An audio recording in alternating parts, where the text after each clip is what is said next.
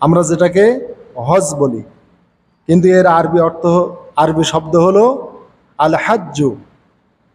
আল্লাহ রাব্বুল আলামিন যেহেতু বলেছেন আল হাজ্জু আশহুরুম মা'লুমাত, অতএব হজ শব্দটা আল্লাহ তাআলা কুরআনে উল্লেখ করেছেন।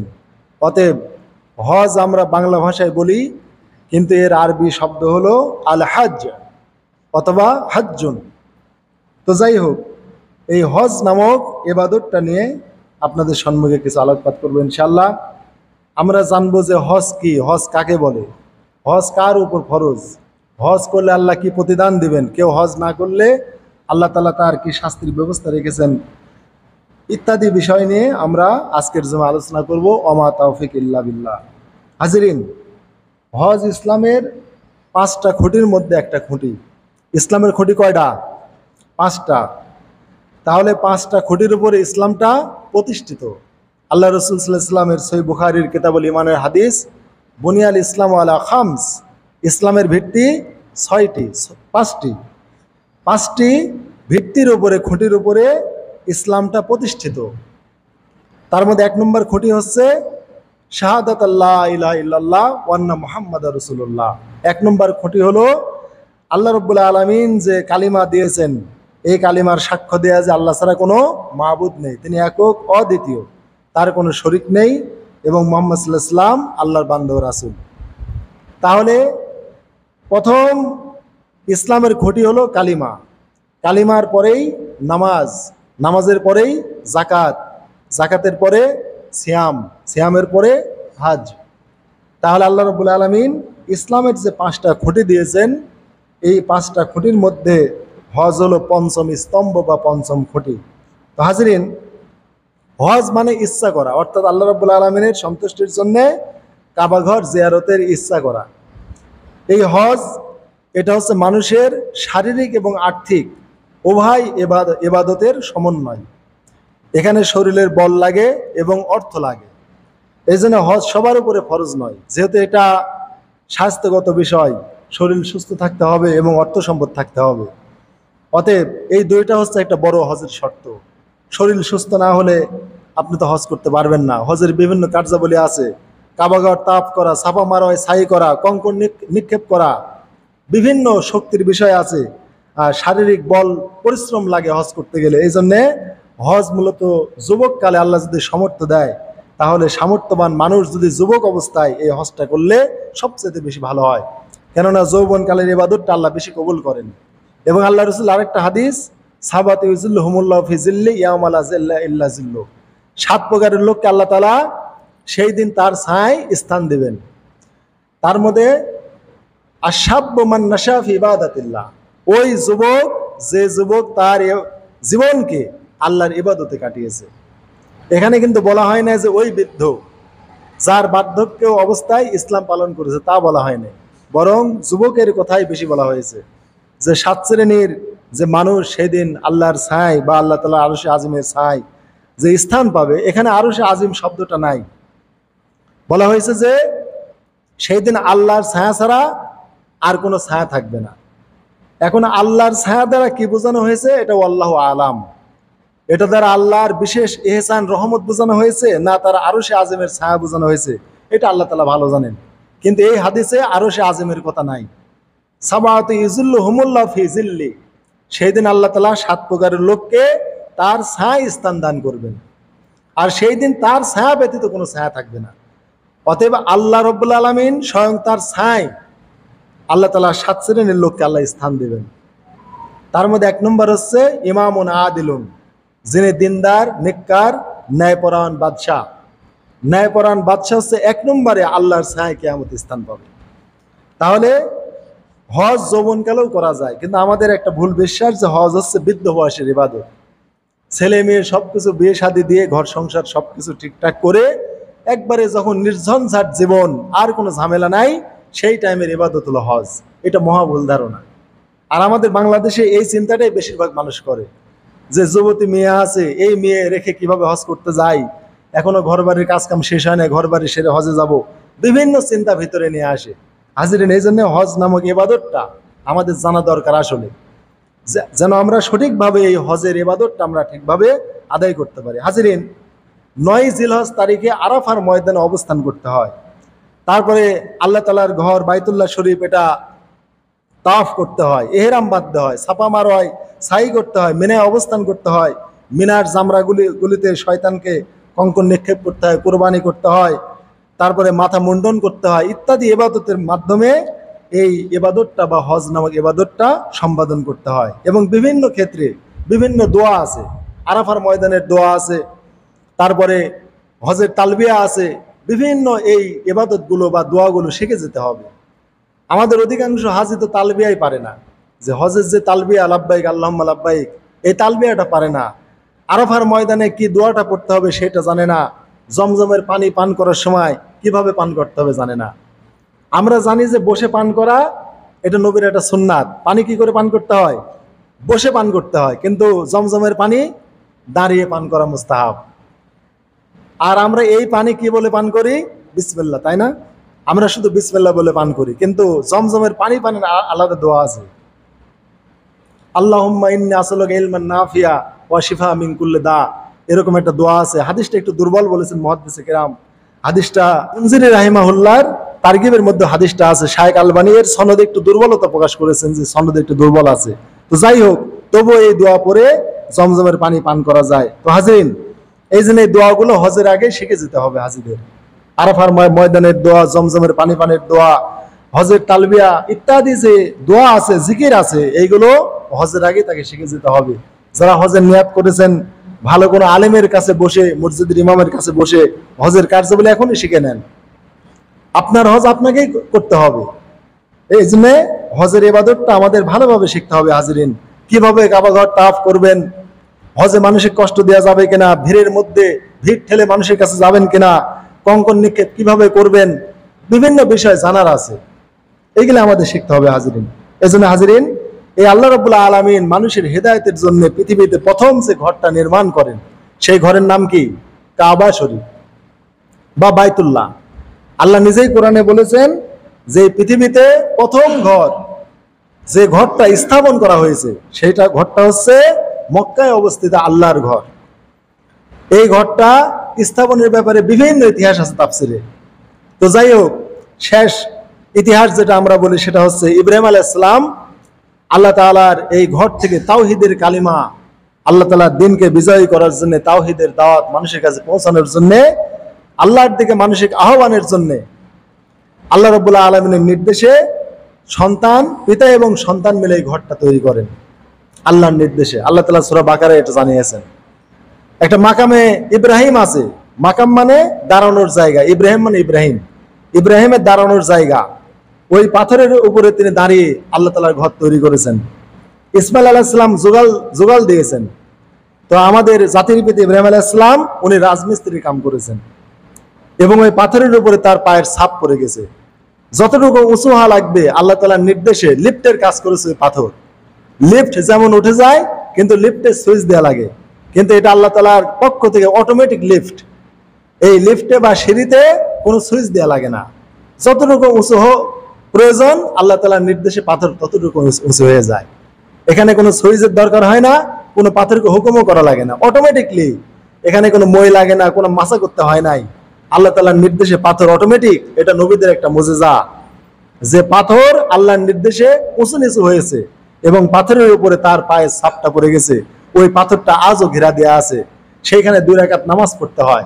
এগুলো আমাদের জানতে হবে হাজরিন। তো যাই হোক, বিভিন্ন স্মৃতিচিহ্ন হযরতে ইব্রাহিম আলাইহিস সালাম, আমাদের নবী মুহাম্মদ সাল্লাল্লাহু আলাইহি ওয়াসাল্লামের বিভিন্ন স্মৃতিচিহ্ন এই মক্কায়, এই হজের মধ্যে জড়িয়ে রয়েছে। এই জন্য আমাদেরকে জানতে হবে হজের কার্যাবলী সম্পর্কে, হজ নামক একটা মহা ইবাদত সম্পর্কে আমাদের জানতে হবে। এই জন্য হাজরিন, এই হজ হচ্ছে মুসলমানদের সাম্যমত্র বন্ধনের একটা বিশাল ব্যাপার। এখানে সবাই সাদা কালো, পণ্ডিত মূর্খ, এখানে সব পৃথিবীর বিভিন্ন প্রান্তর থেকে মানুষের এখানে এক হয়ে যাচ্ছে। তাহলে এই বিশাল জনসমাগম, এইখানে আপনাকে মিশতে হলে আপনার হৃদয় কত বড় হতে হবে। এখানে আপনি সুন্দর আল্লাহ চেহারা দিয়েছেন, ফর্সা করেছেন, একজনকে কালো করেছেন। আপনার গায়ের চামড়া সাদা, কিন্তু আফ্রিকা থেকে যারা আসবে তাদের গায়ের চামড়া কালো, তাদের গাও দিয়ে হয়তো একটু দুর্গন্ধ বের হবে, তারা উষ্ণ দেশের লোক, তাদের গাও ঘেমে যায়, তাদের ঠোঁটগুলো ভাঁজ করা, চেহারাগুলো বিশ্রী, আপনি নাক ছিটকাতে পারেন। এ আবার কোন দেশ থেকে আসছে, কোথাকার লোক, এরা মানুষ না অন্য কোনো জাতি, বিভিন্ন বিষয় আপনার হৃদয়ে আসতে পারে। এইগুলো অন্তর থেকে ছেড়ে ফেলতে হবে। আপনি হজের আগেই এহরামের কাপড় আপনি পরিধান করেছেন, যে আপনি দুনিয়ার সব আমিত্ব, অহংকার, সুন্দর পোশাক পরিচ্ছদ একবারে ত্যাগ করে সাদা কাফনের কাপড় আপনি পরিধান করেছেন। একটা পরিধান করেছেন আর একটা কাঁধে নিয়েছেন, এই এহরামের 2 টুকরা কাপড়। অতএব আপনাকে মনে করতে হবে, আমি যেন দুনিয়ার সবকিছু ঝেড়ে ফেলেছি। আমি এখন আমি মৃত্যুবরণ করিনি, কিন্তু আমি মৃত্যুর সাজে সজ্জিত হয়েছি, অর্থাৎ মরার আগে আমি কাফনে আমি জড়িত হয়েছি। অতএব আমার জীবনের সব আমিত্ব ছেড়ে ফেলতে হবে। আমার অর্থের গৌরব, সম্পদের গৌরব, আমার অহংকার, আমার দল, আমার সমাজ, জামাত ইত্যাদি বিষয় আমার অন্তর থেকে ঝেড়ে ফেলতে হবে।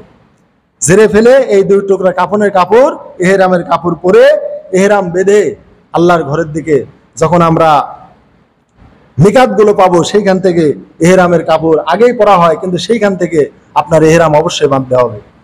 বেঁধে তারপর আপনার পবিত্র নগরীতে আপনাকে যেতে হবে। এহরাম ছাড়া হজ হবে না। হজের ফরজ কার্যাবলীর মধ্যে এহরাম হচ্ছে একটা ফরজ বিধান। 9 জিলহজে আরাফার ময়দানে অবস্থান করা ফরজ, কাবাঘর তাওয়াফ করা ফরজ, এগুলি আমাদের জানতে হবে। এগুলি যদি না জানি তাহলে আমাদের হজ ঠিকভাবে হবে না। এজন্য হাজরিন, আল্লাহ তাআলা যেহেতু শারীরিক এবং আর্থিক উভয় ইবাদতের সমন্বয় হচ্ছে হজ, তাই শরীর সুস্থ থাকতে হবে, সামর্থ্যবান হতে হবে, শারীরিক দিয়ে আর্থিক দিক দিয়ে 2 দিক দিয়ে হতে হবে। অসুস্থ হলে পারে তাও তার হজ মাপ যাবে না, তাকে তার পরিবারের কোনো একটা সদস্যের মাধ্যমে বদলি হজ করাতে হবে। সহিহ বুখারীতে কিতাবুল হজ্জে এসেছে, খাসাম গোত্রের এক মহিলা বিদায় হজের টাইমে এসে সে তার বাহনের উপরে ছিল, আল্লাহ রাসূলকে বলল, ইয়া রাসূলুল্লাহ, আমার আব্বা বৃদ্ধ হয়ে গেছেন, তিনি হজ করতে পারবেন না, এতই বৃদ্ধ, নড়াচড়া করতে পারেন না, তাওয়াফ করতে পারবেন না, কিন্তু আমার কোনো ভাইও নাই যে আমার ভাই আমার আব্বার হজটা করে দেবে। তা আমি তো মেয়ে, একমাত্র মেয়ে, আমার আব্বার হজটাকে আমি করতে পারবো? আল্লাহ রাসূল বলেন, হ্যাঁ তুমি পারবে। তাহলে মেয়েও বাপের বদলি হজ করতে পারবে। কিন্তু আমাদের সমাজে কি আইনটা আছে? সহিহ বুখারীর হাদিস। আমাদের সমাজে এই আইন জানেই না।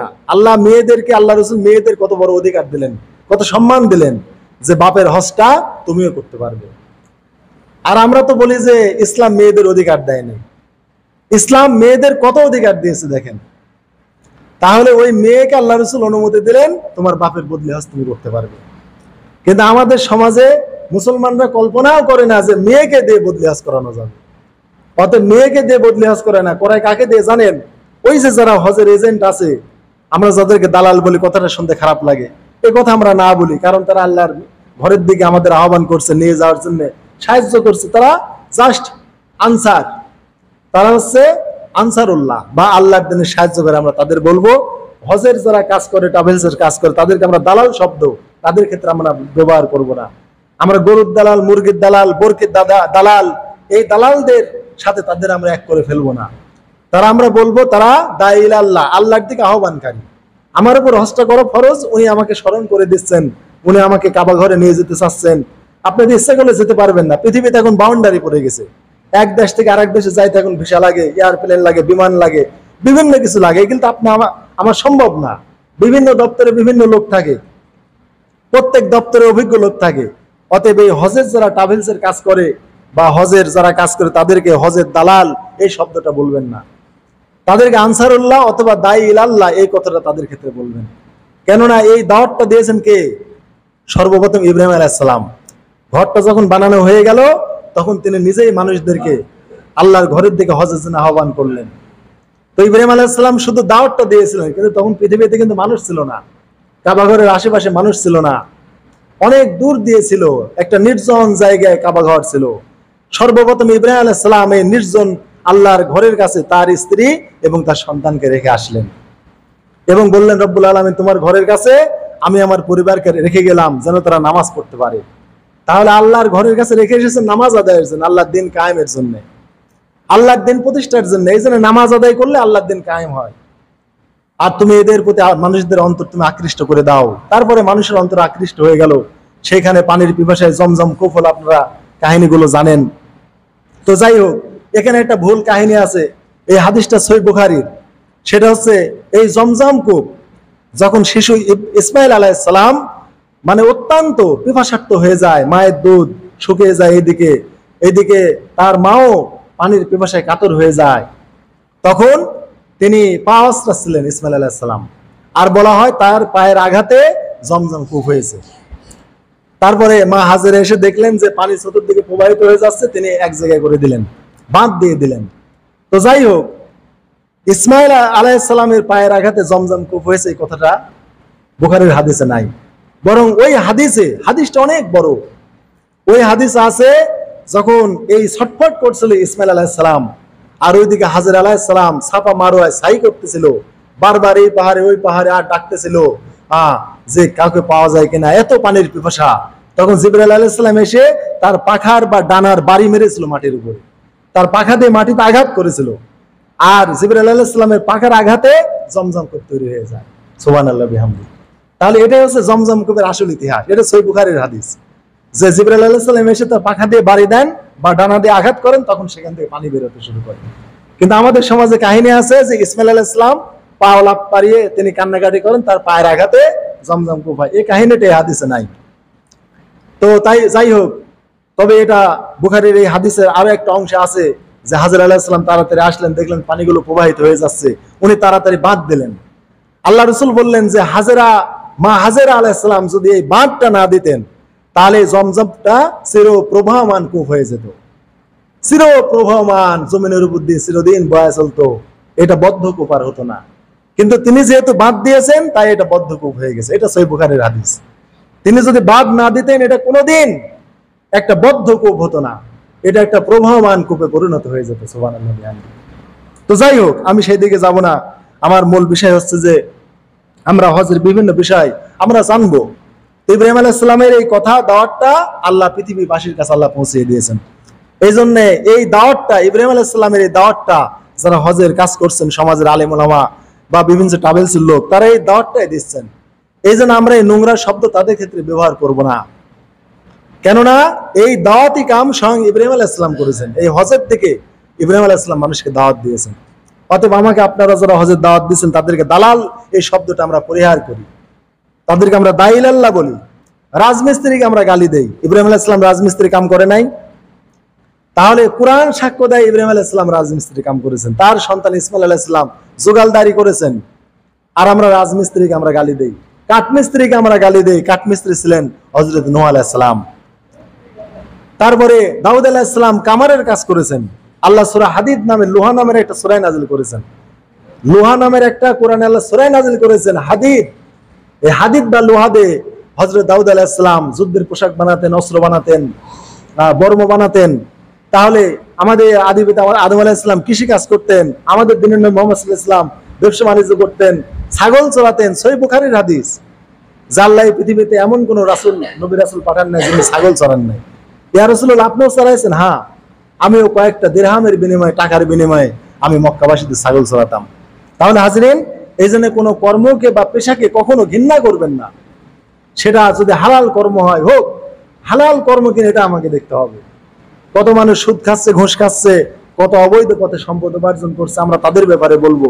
কিন্তু হালাল কর্ম করে যারা মিস্ত্রির কাজ করে, রাজমিস্ত্রির কাম করে, কাঠমিস্ত্রির কাম করে, কৃষি কাজ করে, এই কাজগুলো করে, বরকি চড়িয়ে মানুষের রাখালগিরি করে যারা পেটের রিজিক হাসিল করছে, তাদেরকে আমরা গালিগালাজ করবো না, তাদেরকে আমরা ছোট চোখে দেখবো না। তো যাই হোক হাজিরিন, আল্লাহ যাদের সামর্থ্য দিয়েছেন, এই সামর্থ্যবান মানুষের উপরে কাবা ঘরে গিয়ে হজ করা ফরজ।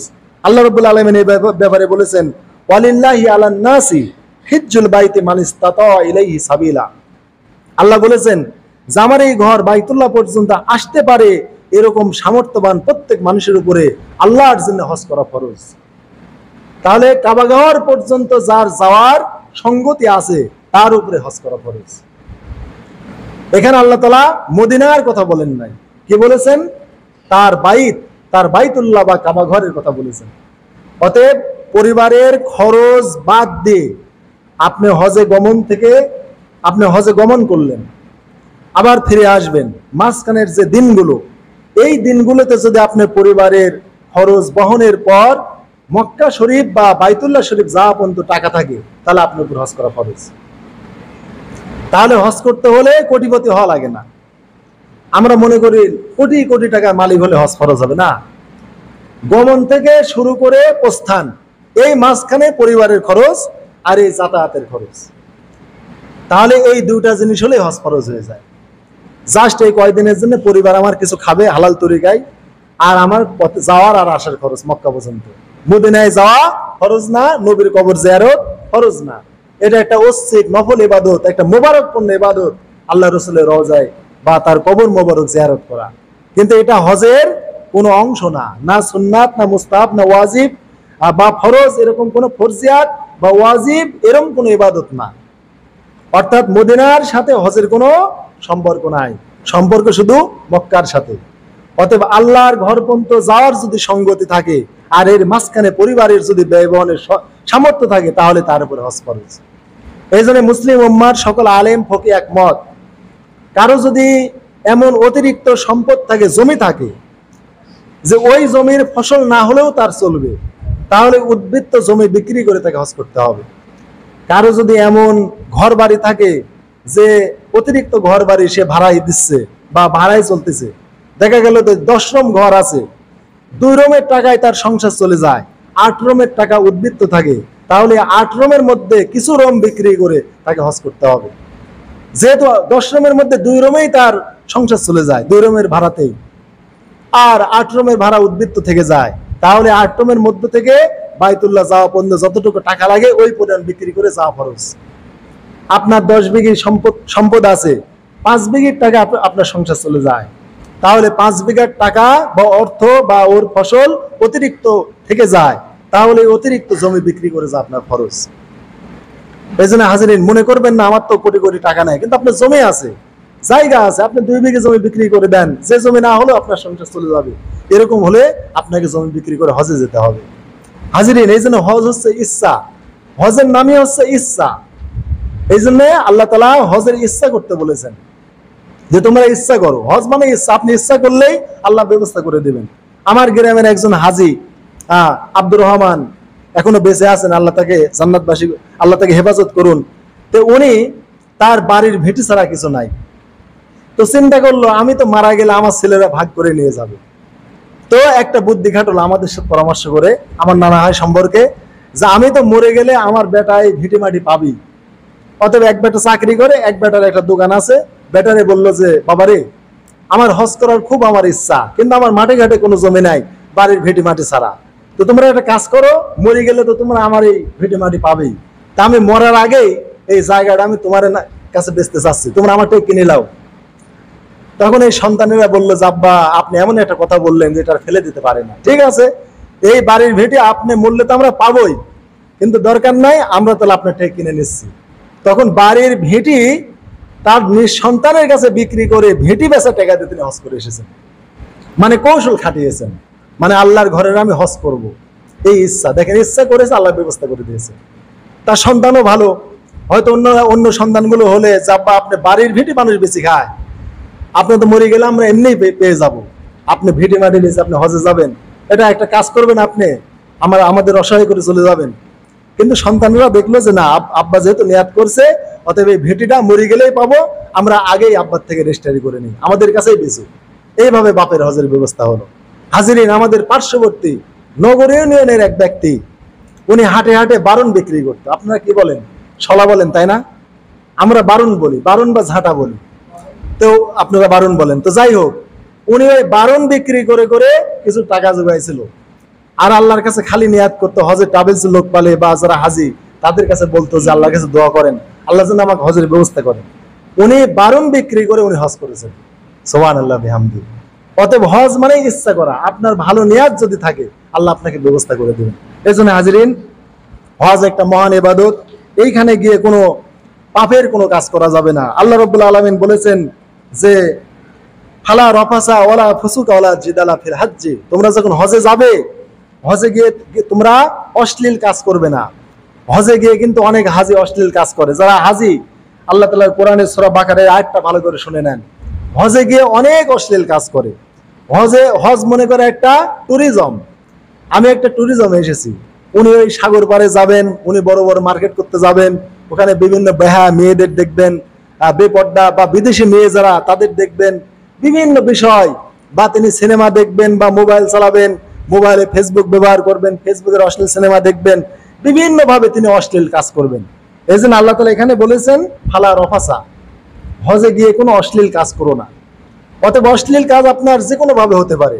ওখানে অনেক মেয়েরা আসছে, মুসলিম মহিলারা আসছে বিভিন্ন দেশ থেকে, কত সুন্দরী সুন্দরী মেয়েরা আসছে, তারা মুখখানা বের করে আছে, তাদের চেহারার দিকে আপনি অপলক নেত্রে আপনি তাকিয়ে থাকলেন, আপনি তো তাহলে ফুসুক করলেন, আপনি নাফরমানি করলেন, রফাস করলেন, অশ্লীল কাজ করলেন।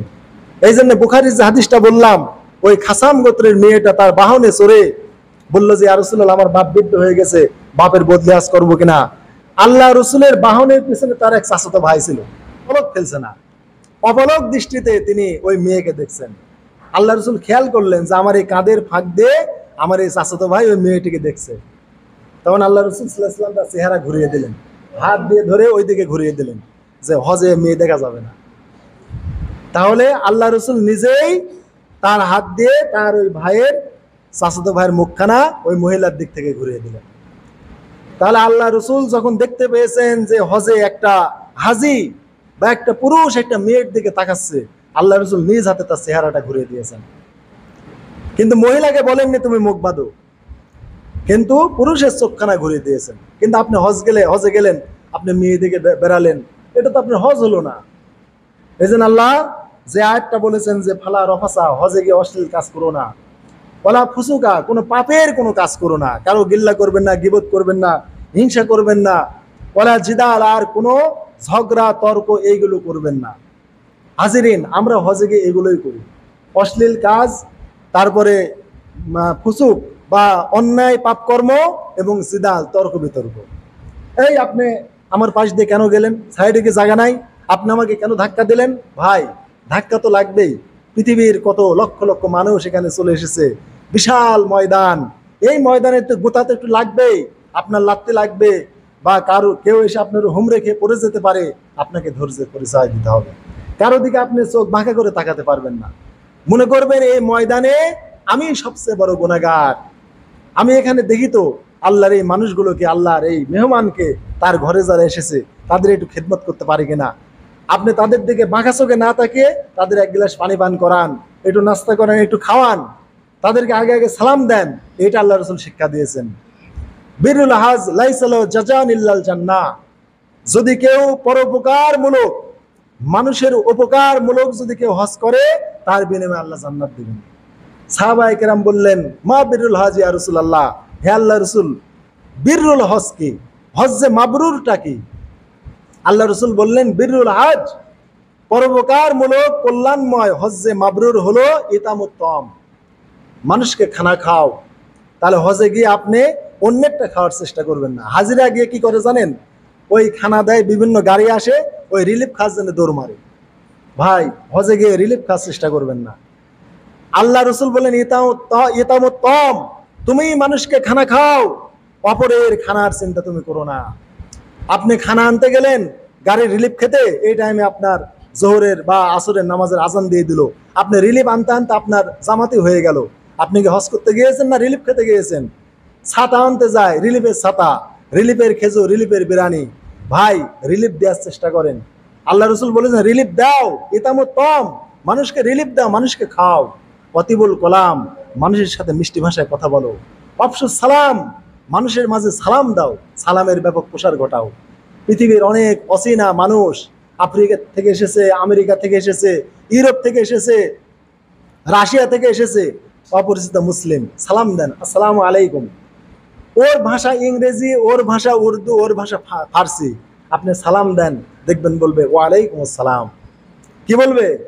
ওয়ালাইকুম আসসালাম। অন্তত এতটুকু বলবে, ওর মাতৃভাষা অন্য কিছু হোক, কিন্তু সালাম পৃথিবীর সব জাতির, সব মানুষের, সব মুসলমানের, সব ভাষাভাষীর একই সালাম। সেটা কি? আসসালামু আলাইকুম ওয়া রাহমাতুল্লাহ, ওয়ালাইকুম আসসালাম ওয়া রাহমাতুল্লাহ। দেখেন, উনি তারপরে আপনি আর বলতে পারবেন, হয়তো ইংরেজিতে বলবে, হয়তো ফার্সি বলবে, হয়তো উর্দুতে বলবে, আর দরকার নেই, আপনি আর বাড়াবেন না। অফসুস সালাম, রসুল বললেন সালামটুকু দাও, আর বেশি কথার দরকার নাই। এই সালামটা দিয়ে তার সাথে সম্পর্ক করে দেন, সেইখানে গিয়ে হাজিদের সাথে সম্পর্ক করেন, সালামটা দিয়ে আপনি তার সাথে পরিচিত হন। এত বড় একটা সুবিশাল সুযোগ আপনি হাতছাড়া করবেন না।